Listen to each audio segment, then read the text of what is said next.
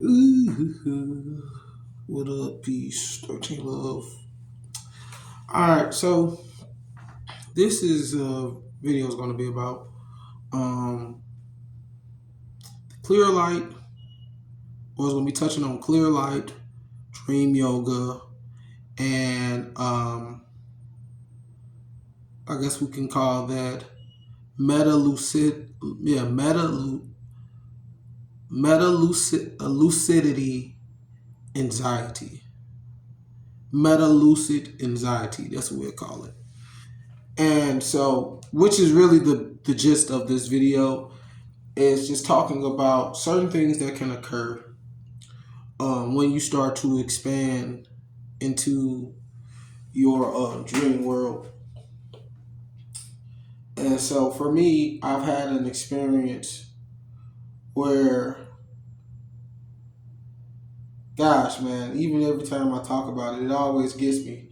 I've had an experience where I got pulled into the vessel of my dream body or my astral body into a dream so vividly that I couldn't tell. You couldn't tell me that I wasn't really there.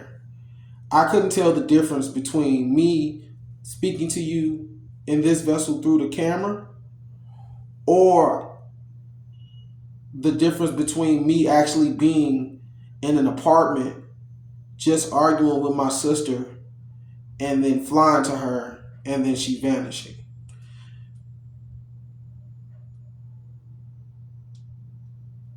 I will go into the dream, but I'm kind of just going to skip to the part where super lucidity took over, or they call it meta lucidity. And this is basically, like I said, where you completely integrate into the astral body, or they call it the luminous body that you're utilizing in that dream space. And so, like I said, I was in a dream and I was having an argument with my sister. And before I got pulled into the dream, I was kind of being in the space of the observer, where it's like an ability that I have where, because of my awareness of and my lucidity and my experiences through the dream world, I have the ability to view a dream but not engage it. But I'm fully aware that I'm dreaming. I'm fully aware that this is me in the subconscious realm expanded. Like I know. So I can almost sit in the back as the observer of the vessel that I'm in and watch. The best way I can explain that, or a movie that best explains that, is the movie called Being John Malkovich. It's an old movie. And the same type of vision where it's like you kind of looking out the two eyes. Instead of me being like seeing a full screen, it's more so like I'm looking out my eyelids, through my eyelids as windows. And so I'm doing this while the dream's playing out, and I'm in this apartment I never been in with my sister, and we're arguing, and she's on the phone with my mom, and she hands me the phone, and I'm talking to my mom, and this is something that I've personally had issues with growing up, and I felt like the dream was kind of trying to use that to see how I would engage, but it also used that to get me to get me to engage, so I would be pulled in like that. So, like I said, me and my sister were arguing, and this is something that happens in real life, and it makes me engage because I start to get upset as the observer, and I'm like, nah, fuck that. And you know what's so crazy? Because there's a point when I'm simultaneously both of the beings. I'm the observer and I'm also operating as the vessel. And as I'm operating as the vessel, I hear myself as the observer telling myself, don't let this motherfucker play with you. She must not know who she fucking with. And this is me. It's all me. It's just This is how I would respond to things in that dream space. And this is the original me, but somehow you have to experience it. As consciousness in the human vessels, we do have the ability, well, I don't know if everybody does, but I have the ability to basically be in multiple places at once when I'm in the dream world. So I have different perspectives.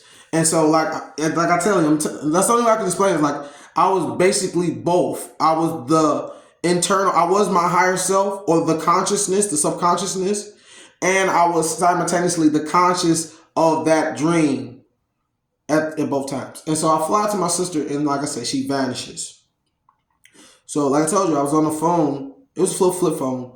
I'm talking to my mom because she was the one we were, like this playing out like in real life. Like we would might call my mom, we call my dad, because we trying to get stuff resolved. We try, you know what I'm saying? Motherfuckers try to get each other in trouble and shit like that. So I get back on the phone, I put the phone in my ear, and all of a sudden a male voice comes on and it says, Ra. And it says the name Ra as if it's my name. And so I'm still kind of frustrated by the thing that just happened between me and my sister. I just hang up the phone angrily. And as I hang up the phone, whew, man, that was like the equivalent of the guy in my first lucid dream turning around and he was still there. That's another story though. But when I hung up the phone, he said that it was like it like fully pulled me into the reality of the dream. And I don't know if people ever notice, when you're in a dream, and it's even like a lucid dream or even a vivid dream, you ever paid attention? It's always kind of like this, like music. Even though you might not hear no music, it just feels like there is a background sound playing. Like even if it's like a background white noise, it's always just feels like there's a movement going on. Well, when this happened and I closed the phone, that sound, that feeling of movement and like just music was gone. And it was quiet, like being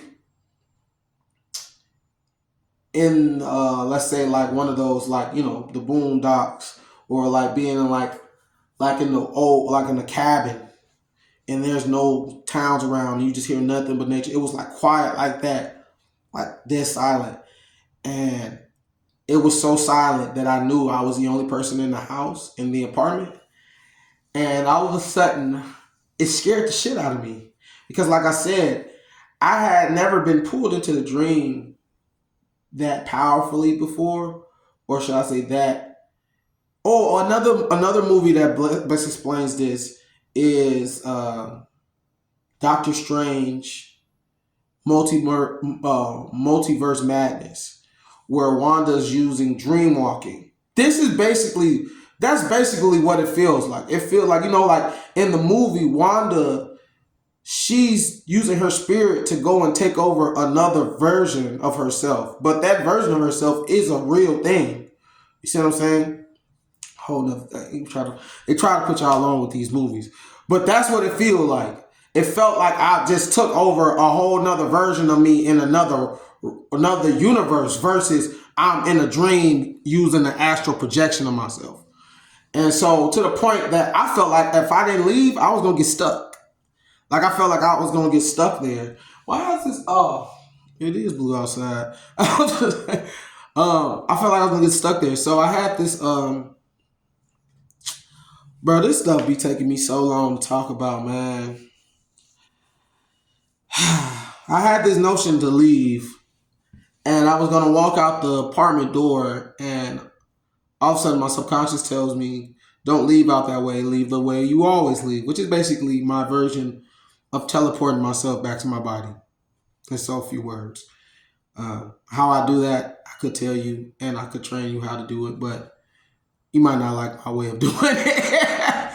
But yeah, so I decided to do that because I was going to walk through the door. But I just noticed, I felt weird about leaving out of the door because I felt like I didn't know what was behind the door. But the door, from my perspective, it led outside. But I ended up looking this up on ChatGPT, and ChatGPT was talking about, which is how we got into the whole conversation of the clear light, and it was saying that that was my opportunity to go into the clear light with full awareness. And I'm like, okay, so I asked it like, what is the clear light? And they start breaking it down. And I'm like, this sounds like when people are having when the people go to sleep and they don't have a dream, but they know that they was asleep, or they know that they was dreaming, type thing like that, but they don't remember. You know what I'm saying? And it was like, yes, that's basically what the clear light is. I'm like, okay. So then all I said, what's the difference? I'm like, well, the clear light or the dream yoga is teaching you how to reach that space fully aware. I'm like, and that led me down a rabbit hole of like, starting to see like, this is afterlife preparation. But it also showed me like, this is how they saying reincarnation is real. Because ultimately, the dream yoga teaches you how to break down the illusion of the dream. Basically, there's levels and stages to lucidity, and you reach a level of lucidity where you can change like the dream concept.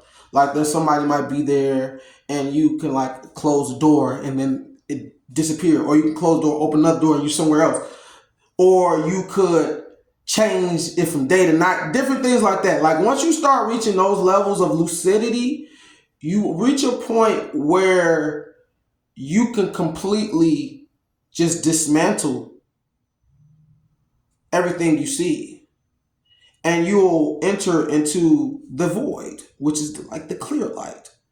But it might not just be full voidness at that point, because at that point you might reach a space where the most purest idea or vision that you have of not just the clear light, but you as pure light itself interfacing.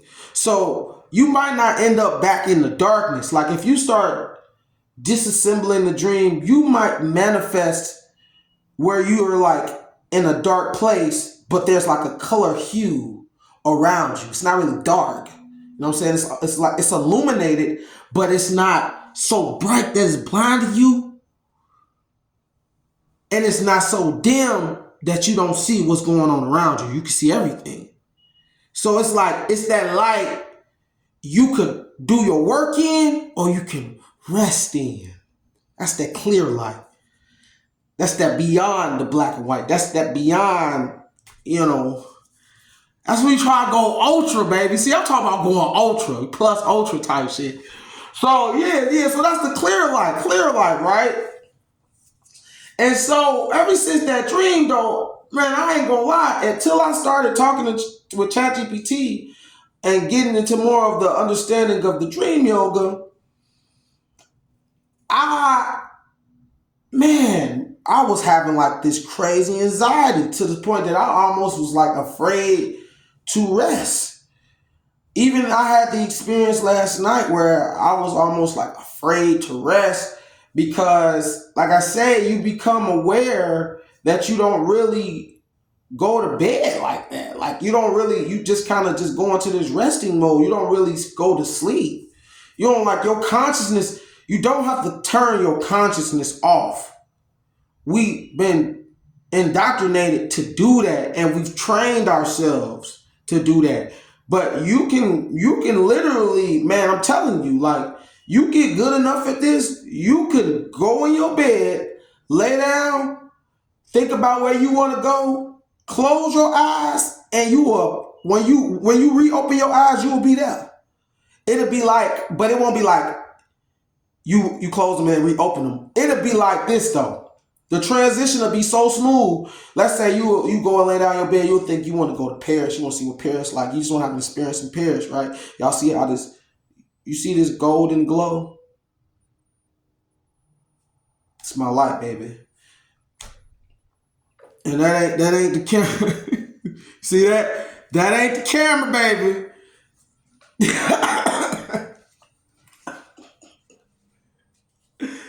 That me, baby. That my energy. Um, I'm being genuine and honest and authentic. See that? See how I got brighter? See how it gets brighter? See how golden energy? I'm not even doing anything. This is just my chakras spinning and flowing. And like while I'm talking to you right now, I'm meditating. This is me. This realization is like it's very calming to me. Because this is kind of what I be doing when I be chilling. Bro, you see this shit? You see how it's gotten brighter and brighter and brighter and brighter and brighter? That ain't that. That's not that light. This got. You see how it will go back and rewind and see how the camera was looking when I was sitting back.